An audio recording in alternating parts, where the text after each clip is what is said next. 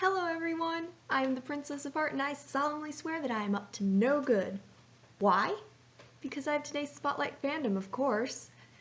Today's Spotlight Fandom is The Quantum Prophecy by Michael Carroll. This first book is called The Awakening. There are 7 books in the series, and the series also goes by the nomer of the New Heroes because of the later books in this series. Now, I know you all can't really tell, but this is The Awakening. It's just, this is the result of these kinds of books. The basic synopsis is that 10 years in the past, because I don't know which kind of day, present day or not, that this is in, 10 years in the past, there were superheroes. Actual legitimate superheroes. And just for some strange reason, they all disappeared. No one knows why, no one knows how, and no one knows what happens to all the supervillains. Because somewhere in Pittsburgh, 110 supervillains met and fought around 25 superheroes. This isn't spoilers, it's in like the first chapter, so it's not spoilers. But they all met, and then for some strange reason, they all just disappeared. No one knows why, and they call that day Mystery Day. But that also affected all the superheroes around the world. It wasn't just 25 superheroes who went missing and disappeared. It was all of them. Same for all the supervillains, and no one knows why. This book, I know that I'm not describing it properly, but jeez.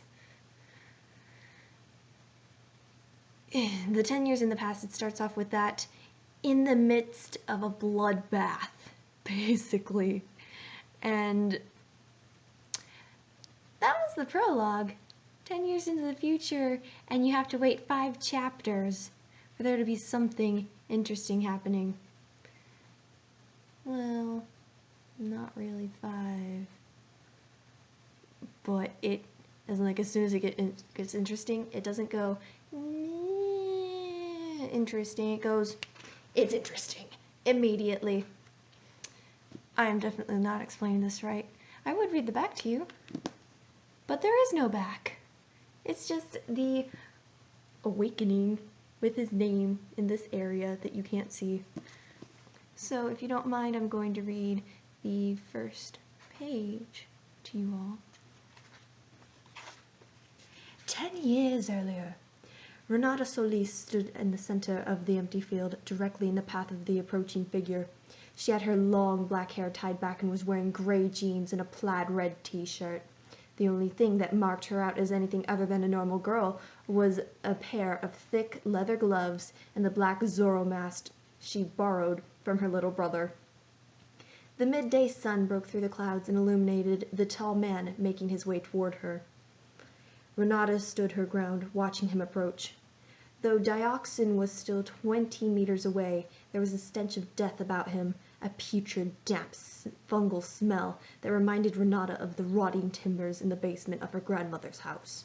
He sneered at her as he stomped forward over the rough ground, his grin spreading across the blotched yellow and red skin of his face like an opening wound. "Haven't you got the sense to run away, little girl?" He continued walking toward her, the grass dying where his bare feet touched it. Renata watched him carefully. She knew all about Dioxin, knew what he could do.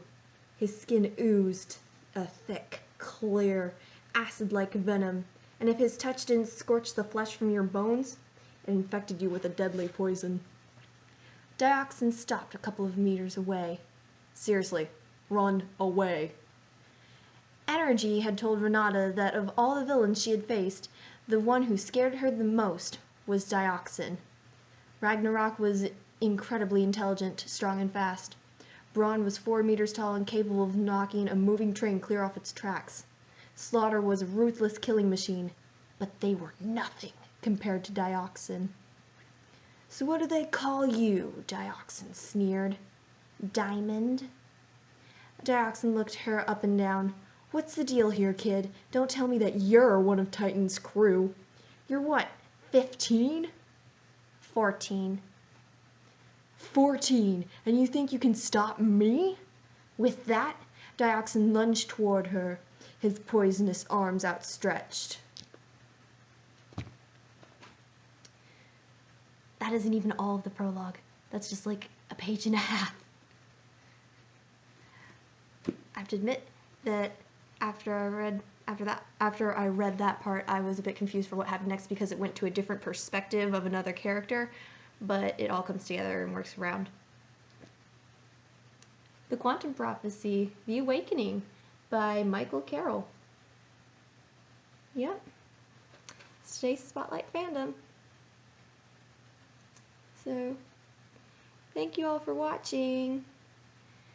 If you have any comments, questions, concerns, or ideas, let me know, either down in the comments or email me at asktheprincessofheart@gmail.com. And so, until the next video, mischief managed. Yes, no interruptions by my brother. Success. See y'all later. Bye.